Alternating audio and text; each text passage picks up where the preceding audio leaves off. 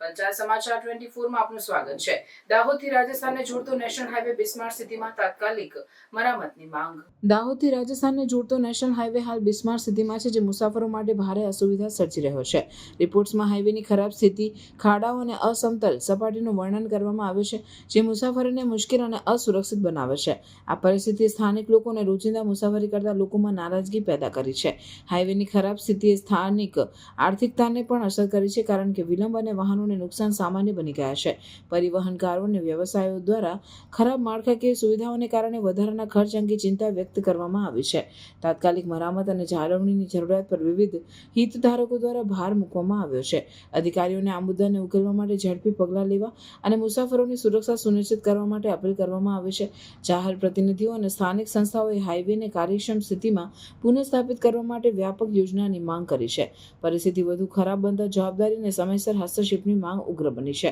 આ મુદ્દાએ નેશનલ હાઈવેના જાળવણીના મહત્વ પર ચર્ચાઓને ફરીથી પ્રગટાવી છે, જે કનેક્ટિવિટી અને આર્થિક વૃદ્ધિ માટે જીવન રેખા તરીકે સેવા આપે છે। દાહોદથી રાજસ્થાનનો માર્ગ મહત્વપૂર્ણ કડી છે અને તેની પુનઃસ્થાપન સ્થાનિક રહેવાસીઓ અને વ્યવસાયો માટે આવશ્યક છે। આ હાઈવે જે દિવાળી પછી જે કામ કરવા પૂરતું જે દેખાડી ગયા આપણને, એ થોડુંક રસ્તાનું કામ કર્યું, પણ આ 500 મીટર જે આ મંદિરની ધાર્મિક સ્થળોની આગળ જે આ રોડનું કામ, જે આ ખોદ્યા પહેલા જે રોડ એટલો સારો હતો, ખોદ્યા પછી આજે 5 થી 6 મહિના થઈ ગયા, પણ હજુ સુધી કોઈ દેખવા નથી આવતું કે ના કોઈ અહીંયા રિપેર કરવા આવી રહ્યું છે। ઉલટા બાઇકોવાળા, સ્કૂટીવાળા અહીંયા જે આ ટાંચા મારી ગયા, એના લીધે બબલિંગ થઈ અને કેટલા અકસ્માતના બનાવ બની રહ્યા છે। એના પહેલાનો રોડ સારો હતો, ખબર નહીં કે દેખાડવા પૂરતું કામ હાઈવેવાળા કરી ગયા કે શું છે કે કંઈ ખબર પડતી નથી હજુ સુધી। અને કોઈને પણ ફોન કરીએ કે એનો એ કરીએ તો એનો જવાબ આપવા પણ કોઈ રાજી નથી। અને કામ કર્યું, થોડું કામ કર્યું, થોડા અંતરમાં કામ કર્યા, થોડા રસ્તામાં ખાડા પાડી ગયા છે, અને ખાડા જે અતિશય બહુ મોટા ખાડા દેખાઈ રહ્યા છે। અમે એટલી માંગ કરીએ છીએ કે જે અમારા ધાર્મિક સ્થળોની લાગણી છે, અમારા ગામવાસીઓ, લીમડી ગામવાસીઓની, એ અહીંયા રોડ કમ્પ્લીટ કરે અને આ રોડ વ્યવસ્થિત કરે અને અહીંયા મતલબ બમ્પર પણ મૂકવામાં આવે, જેથી ગાડીઓ સ્પીડમાં ના નીકળી શકે।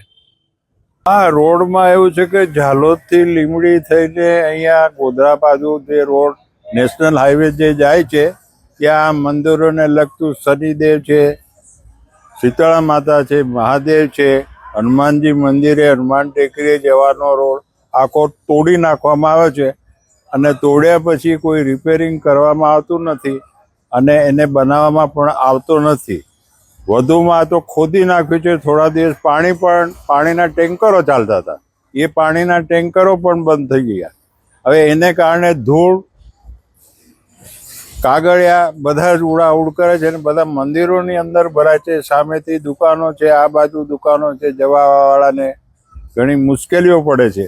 તો આ તાત્કાલિક ચોમાસા પહેલાં જો તૈયાર થઈ જાય તો બહુ સારી વાત છે।